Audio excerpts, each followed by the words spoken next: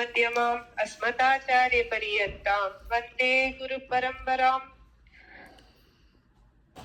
உலகெல்லாம் உணர்ந்து ஓதற்கரியவன் நில உலாவிய நீர்மலி வேணியன் அழகில் சோதியன் நம்பலத்தாடுவான் மலர் சிலம்படி வாழ்த்தி வணங்குவான். இது வரைக்கும் நம்ம நாயன்மார் கதை ஒரு 4 பேர்து பார்த்திருக்கோம். சுந்தரமூர்த்தி நாயனார் சுந்தரர் சிவனோட சாயா பிம்பமா இருந்தவரு.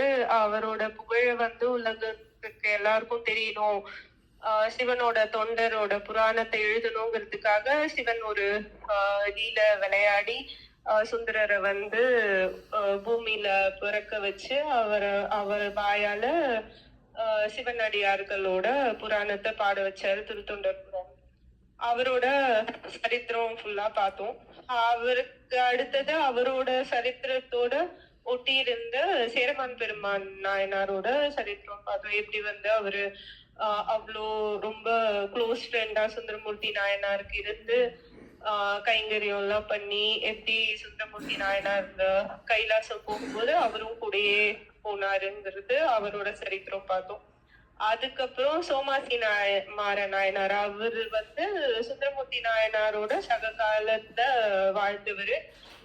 எப்படி சோமயாகம் பண்ணி அவரு சிவன் தன்னோட யாகத்துல கலந்துக்கணும் அப்படிங்கிற தவிப்புனால எப்படி அவரு தினம் கீரை எடுத்துட்டு போய் சுந்தரமூர்த்தி நாயனாருக்கு கொடுத்து சுந்தரமூர்த்தி நாயனார் சிவன்கிட்ட சொல்லி சிவனே மாறு வேடத்துல அந்த சேரிகள் அந்த மாதிரி ஒரு வேடத்துல சிவனும் பார்வதியும் போய் அந்த யாகத்துல அருள் புரிஞ்சு எப்படி சோமாசி நாயனாரு தன்னோடயே கைலாசத்துக்கு கூட்டின்னு போனாங்கிற வரைக்கும் பார்த்தோம்.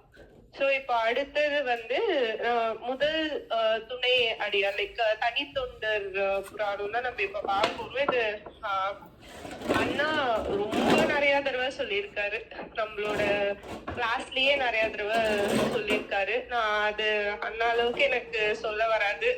எனக்கு சிவன் என்ன விதிச்சிருக்காரோ என்னால முடிஞ்ச அளவுக்கு அதை சொல்றேன். சோ இப்போ திருத்தொண்டர் புராணத்துல முதல்ல எடுத்த உடனே சுந்தரமூர்த்தி நாயனார் தில்லைவாழ் அந்த நர்த்தம் அடியார்க்கு அடியே திருநீலகண்டத்து குயவனார்க்கு அடியேன். அவர் திருநீலகண்ட குயவனார்க்கு அடியேன் அவரோட புராணம் தான் முதல் தனி தொண்டர் இதுவா சொல்றாரு.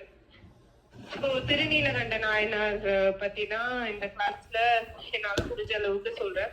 சோ அவர் சிதம்பர கஷேத்திரத்துல குலால மரபு அந்த குயவர் குலத்துல பிறந்தாரு. அவர் ஒரு சிவபக்தர். எந்த குலத்துல பிறந்தாலும் அந்த குலத்துக்கு ஏத்த மாதிரி பகவான்கிட்ட கைங்கரியம் பண்ணணும் அப்படிங்கிறது இந்த சரித்திரத்துல இருந்து எப்படி பண்றா அப்படிங்கிறது இந்த சரித்திரத்துல இருந்து நம்மளுக்கு தெரியும். இவர் ரொம்ப சிவபக்தர், எப்போதும் சிவனையே நடந்துச்சுட்டு இருக்கிறவரு. தன்னால முடிஞ்ச அளவுக்கு சிவனடியார்களுக்கு எல்லாம் கைங்கரியம் பண்ணுவாரு. இவரால முடிந்தது இவரோட மரபுப்படி அவர் என்ன பண்ணுவாருன்னா நிறைய திருவோடு பண்ணி கொடுப்பாரு எல்லா சிவனடியார்களுக்கும். அதுக்கு காசெல்லாம் எதுவும் வாங்கிக்க மாட்டாரு, தன்னால முடிஞ்சத பண்ணுவாரு. அவருக்கு திருமகள் மாதிரி ஒரு மனைவி இருந்தா, ரொம்ப உயர்ந்த பண்பு இருந்தது அவள்கிட்ட. இவர் பண்ற சிவ கைங்கரியத்துக்கெல்லாம் அவளும் அனுகூலமா இருப்பா. இவர் திருநீலகண்ட நாயனார் எப்போதும் நினைச்சுட்டே இருப்பாராம், சிவனே இந்த உலக சேமத்துக்காக என்னோட சுவாமி எப்படி அந்த திருநீல இந்த இது விஷத்தை தன்னோட கழுத்துல தாங்கி இருந்தாரு, எப்படி என் சுவாமி அப்படி உலக சேமத்துக்காக பண்ணாரு அப்படிங்கறது எப்போதும் மனசுல நினைச்சுட்டே இருப்பாராம். யாரை பார்த்தாலும் திருநீலகண்டம் அப்படிதான் சொல்லுவாரு. ஆக்சுவலா இந்த நாயன்மாரோட பேர் அவரோட பேர் திருநீலகண்ட நாயனாராவே ஆயிடுச்சு. அவரோட இயற்பேர் எங்கேயுமே சொல்லப்படல அப்படிங்கறதுதான் குறிப்பு இருக்கு. சோ இவர் திருநீலகண்ட நாயனார்னே இவரோட பேர் ஆயிடுச்சு. இவரோட வாழ்க்கையில எல்லாரோட வாழ்க்கையிலுமே ஒரு தவறுன்னு சொல்லலாம், இல்ல அதுவே லீலையா இல்ல என்னவோ லைக் நம்ம எது மாதிரியோ அதை எடுத்துக்கலாம். ஆனா இவரோட வாழ்க்கையில என்ன ஒரு சிறு தவறு அவர் பண்ணியிருக்காரு அப்படின்னா, அவரு ஏதோ ஒரு நாள் வந்து ஒரு தாசியோட வீட்டுக்கு போயிட்டு வந்தாரு அப்படிங்கிறது ஒரு குறிப்பா சொல்லப்படுறது. சோ அப்போ அவ மனைவிக்கு இது தெரிஞ்ச உடனே அவ கோபத்தெல்லாம் வெளிய காட்டி பெருசா கத்தாம ரொம்ப கோவம் மனசுல கோவத்தை வச்சிருந்து அவ வந்து தான் பண்ண வேண்டிய கைங்கரியத்தை எல்லாமே பண்ணிட்டு இருந்தா தினம். ஆனா தன்னோட விரல் கூட அவரோட நிழல்ல படாம பாத்துட்டா. இது தெரிஞ்ச உடனே அவருக்கு திருநீலகண்டருக்கு வந்து என்ன வித்தியாசமா இருக்காளே அப்படின்ன உடனே இது கேட்டப்ப இவ மனைவி வந்து தீண்டி வீரா எம்மை திருநீலகண்டம் அப்படின்னு வந்து சிவபெருமான் மேல சத்தியம் பண்ணிடுறா. அதாவது தன்னை தீண்டக்கூடாது அப்படின்னு. அவளுக்கு கோவம் எப்படி இவரு பண்ணது, அதனால அப்படி வந்து சத்தியம் பண்ணிடுறா. ஸோ இவர் வந்து எவ்வளவு பெரிய சிவபக்தர், சிவனையே ஸ்மரணை பண்ணிட்டு இருக்கிறவரு. இவ்வளோ சிவபக்தியா இருக்கும்போது சிவன் மேல சத்தியம் பண்ணது அவருக்கு வந்து பகவானே வந்து தன்னோட தப்புக்கு வந்து கொடுத்த தண்டனை அப்படின்னு எடுத்துட்டு அவர் வந்து நான் உன்னை மட்டும் இல்ல, உன்னையும் எந்த பெண்ணையும் வந்து மனசாலும் வந்து தீண்ட மாட்டேன் அப்படின்னு அவரும் சத்தியம் பண்ணிடுறாரு. இவ இப்படி பண்ணதுனால அதுக்காக சண்டை போட்டுட்டு அவ போனால அப்படி கிடையாது. அது ரெண்டு பேரும் வந்து சாதாரணமான அவ பண்ண வேண்டிய கைங்கரியம் எல்லாம் பண்ணிட்டு இருந்தா.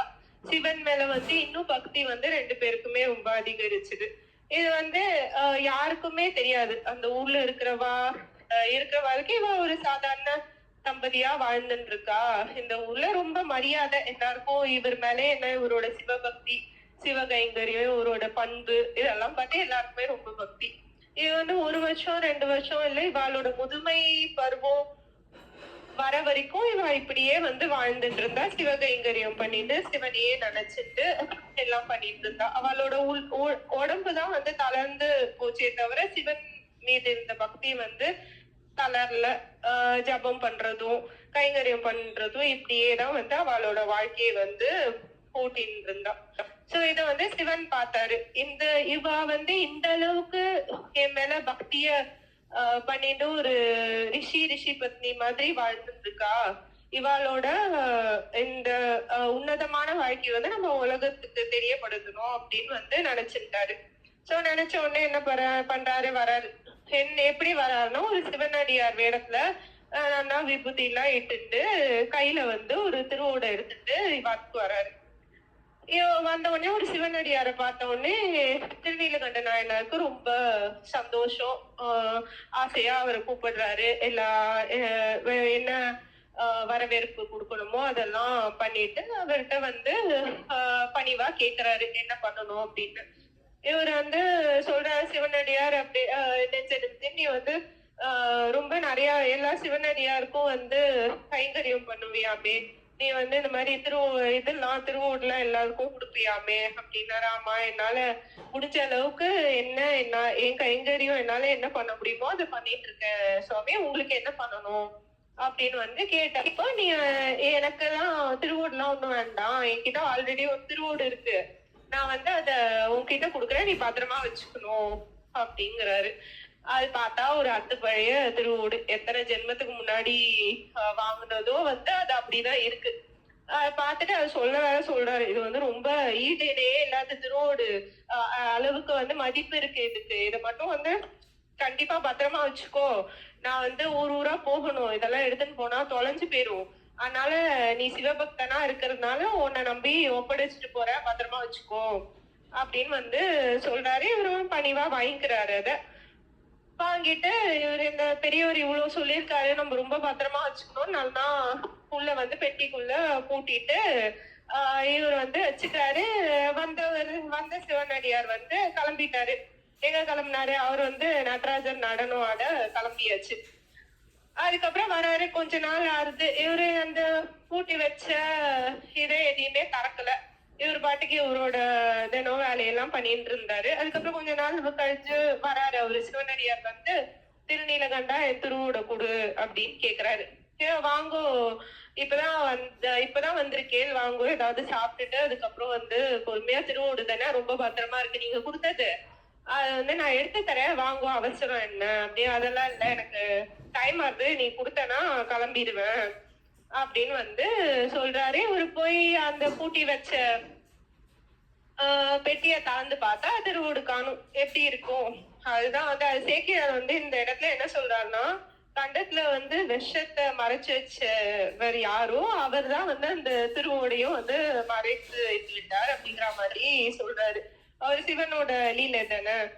அதை மறைச்சிட்டாரு, காணும். இவர் வந்து கேக்குற என்ன இன்னும் வரல, எவ்வளவு நேரம் அது ஒரு பூட்டி வச்ச திருவோட எடுத்துன்னு வர்றதுக்கு இவ்வளவு நேரமா அப்படின்னு கேக்குறாரு. இவர் ரொம்ப வேர்த்து விறுவிறுத்து போயிட்டாரு. திருநீலகண்ட நாயனாருக்கு என்ன சொல்றதுன்னே தெரியல. சரி சொல்றாரு, என்ன பண்றது, இல்ல பெரியவரே இந்த மாதிரி இங்கதான் வச்சேன், ஆனா வந்து காணும் அப்படின்னா, அது எப்படி நீ வந்து காணும்னு சொல்லுவ, உண்மையை சொல்லு, பொய் சொல்ற நீ, வந்து எங்கேயாவது எடுத்து தூக்கி போட்டுட்டியா, யார்கிட்டயாவது குடுத்துட்டியா, உண்மையை சொல்லு அப்படின்னு. இவர் சொல்றாரு, இல்ல இல்ல பத்திரமா தான் வச்சிருந்தேன், ஆனா எப்படி தொலைஞ்சதுன்னே எனக்கு தெரியல, வேற வேணா உங்களுக்கு தரேனே, புதுசா தரேனே, வேற ஏதாவது தங்கத்துல வெள்ளியில கூட பண்ணி தரேனேனா அப்படின்னு வந்து இவர்கிட்ட கேக்குறாரு.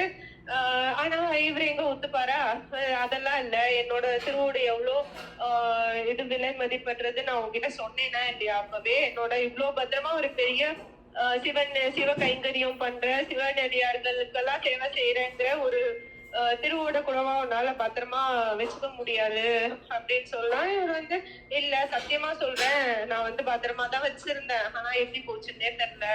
சரி நீ உன் சத்தியத்தை எவன் நம்புவான், நீ வந்து உன் பிள்ளை உன் பையன் இருக்கானா அவன் மேல சத்தியம் பண்ணு, அப்ப நம்புறேன் அப்படின்னா பையன் எனக்கு கிடையாது. சரி அப்போ மனைவிய வந்து கைய புடிச்சு குளத்துல இறங்கி வந்து சத்தியம் பண்ணு, அப்ப நம்புறேன் அப்படிங்கிறாரு. இல்ல என்னால அது முடியாது, நான் வந்து ஒரு சபதத்தினால வந்து என்னால பண்ண முடியாம இருக்கு அப்படின்னா இவரு வந்து நம்பல. ஒரு பெரிய ஒரு கயாமையான்னு கத்துறாரு அந்த சிவன் அடியார். அத கண் குதிச்சுட்டே, இல்ல இதெல்லாம் வந்து ரொம்ப அநியாயம், நான் ஒரு திருவோட கொடுத்து என் தொலைச்சிட்டே ஊர்ல இருக்க எல்லா மக்களையும் கூப்பிட்டு வந்து இதுக்கு வந்து ஒரு தீர்ப்பு சொல்லணும் அப்படின்னு வந்து எல்லாரையும் ஊர் மக்களை ஃபுல்லா கூப்பிட்டு வந்து அந்த காலத்துல எல்லாம் வந்து தில்லைவாழ் அந்தணர்கள் தான் வந்து தீர்ப்பெல்லாம் சொல்லுவாங்க. எல்லாரும் கூடிட்டாங்க, ஊர்ல இருக்கிற பெரியவா எல்லாரும் வந்தாச்சு. சரி என்ன என்ன என்ன பிரச்சனை அப்படின்னா, இந்த ஆள் என்னை ஏமாத்திட்டாரு. இல்லையே ஒரு ரொம்ப நல்ல மனுஷராச்சே, சிவ கைங்கரியம் பண்ணிட்டு எல்லாருக்கும் வந்து நல்லது பண்றவராச்சு, இவரை போய் ஏமாத்திட்டாருங்கிறீங்களே, இவ்வளவு வருஷம் முதுமை அடைஞ்சிருக்காருன்னா அது வரைக்கும் சிவ கைங்கரியம் பண்ணிட்டு இருந்தா அவருக்கு ஊர்ல எந்த அளவுக்கு ஒரு நல்ல மதிப்பு இருக்கும். சோ அவர் வந்து யாரும் நம்பல, இவர் வந்து ஏமாத்திட்டாருங்கிறாரு அப்படின்னா. இல்ல நான் வந்து இந்த மாதிரி குடுத்துட்டு போன திருவோட இப்ப வந்து கேட்டா இல்லங்கிறாரு அப்படின்னா இவரை கேக்குறாங்க, திருநீலகண்ட நாயனாரை கேக்குறாங்க என்ன ஆச்சு அப்படின்னா, இல்ல நான் இந்த மாதிரிதான் பூட்டி வச்சிருந்தேன், ஆனா வந்து எப்படி தொலைஞ்சதுன்னே தெரியல, நான் வேற தரேங்கிறேன், ஆனா இந்த பெரியவர் வந்து ஒத்துக்க மாட்டேங்கிறாரு அப்படின்னு சொல்றா. அது வந்து சரி அவரு உடனே சிவனடியார் சொல்றாரு, நான் வந்து பையன் மேல சத்தியம் பண்ண சொன்னேன், சரி பையன் இல்ல அப்படின்னா மனைவிய வந்து கூட்டின்னு வந்து குளத்துல இறங்கி சத்தியம் பண்ண சொன்னா மனைவிய தொடவே மாட்டேங்கிறாரு, இது எதுவுமே நம்புற மாதிரி இல்லையே அப்படின்னு வந்து சொல்றாரு சிவனடியார். எல்லாருக்கும் ஒரே ஆச்சரியம், ஏன் அவரு அந்த இவரு சிவனடியார் தான் இதை பண்ணா மனைவிய கூட்டின்னு சத்தியம் பண்ணா ஒத்துக்கிறேங்கிறாரு இல்ல, ஏன் நீங்க அதை பண்ணக்கூடாது அப்படின்னு கேக்குறாரு. இவருக்கு ரொம்ப மனசு சங்கடமா போச்சு, எட்டியும் எல்லாத்தையும் சொல்லணுமே அப்படின்னு. நான் வேணா போய் வந்து கிடுகிடுன்னு போறாரு, போய் வந்து ஒரு கம்பை எடுத்துட்டு வந்து, நான் வேணா ஒரு சைடு வந்து இந்த கம்பை புடிச்சுக்கிறேன், இன்னொரு சைடு வந்து என் மனைவி புடிச்சுப்பா, அப்படியே நாங்க குளத்துல இறங்கி வந்து சத்தியம் பண்றோம் அப்படின்னு சொல்றாரு.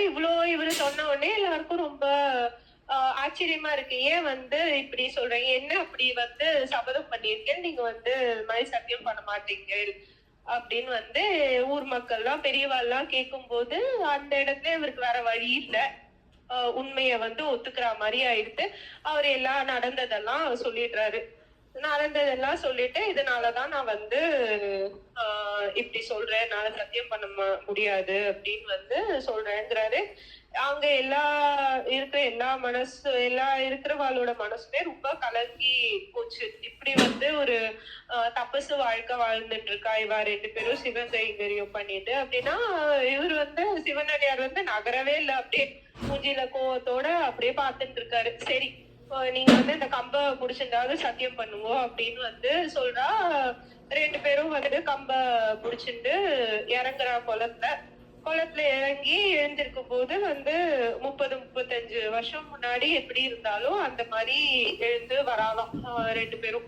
அத பார்த்த உடனே எல்லாருக்கும் ரொம்ப ஆச்சரியம். இது வந்து எல்லாருக்கும் ஆச்சரியம். அவளை பார்த்துட்டு இருக்கா. இந்த சைட் பார்த்தா அந்த தாத்தாவை காணும், அந்த சிவனடியாரையும் காணும். எல்லாரும் வந்து கைய கூப்பி அவளை பார்த்து நின்னுட்டு இருக்கிறப்போ சிவன் வந்து காட்சி கொடுக்குறாராம் அந்த ஊருக்கே. வானத்துல காட்சி கொடுத்து, நீங்க வந்து இவாளையும் ஆசீர்வதிக்கிற, எல்லாரையும் ஆசீர்வதிச்சுட்டு நீங்க வந்து எப்போதுமே இந்த இளமையோடயே வந்து இருப்பீங்க, என்னோட வாங்க அப்படின்னு சொல்லிட்டு அவரை வந்து அவளை கூட அழைச்சிட்டு போற மாதிரி சொல்றான். அந்த கோயில் வந்து இன்னுமே அந்த குளத்துக்கு பக்கத்துல இருக்கிற கோயில் வந்து இளமை ஆக்கினார் கோயில் அப்படின்னு அந்த கோயில் வந்து இனிமே வந்து பேர் இருக்கு. சோ இந்த கதையில இருந்து நம்மளுக்கு என்னன்னா, நம்ம வந்து எப்படி இல்லற வாழ்க்கை வந்து வாழும்போது தர்மம் தவறாம வாழணுங்கிறதையும் சொல்லப்படுறது. அப்படி பிழை ஏதாவது ஏற்படும் போது நம்ம அதை உணரணும். உணர்ந்து சரியோ தப்போ நம்ம எல்லாத்தையுமே வந்து பகவான் கிட்ட சரணாகதி அடைச்சு அர்ப்பணம் பண்ணணும் அப்படிங்கிறது இந்த நாயனாரோட கதையில நம்மளுக்கு தெரியாது. ஜெய் ஸ்ரீராம்.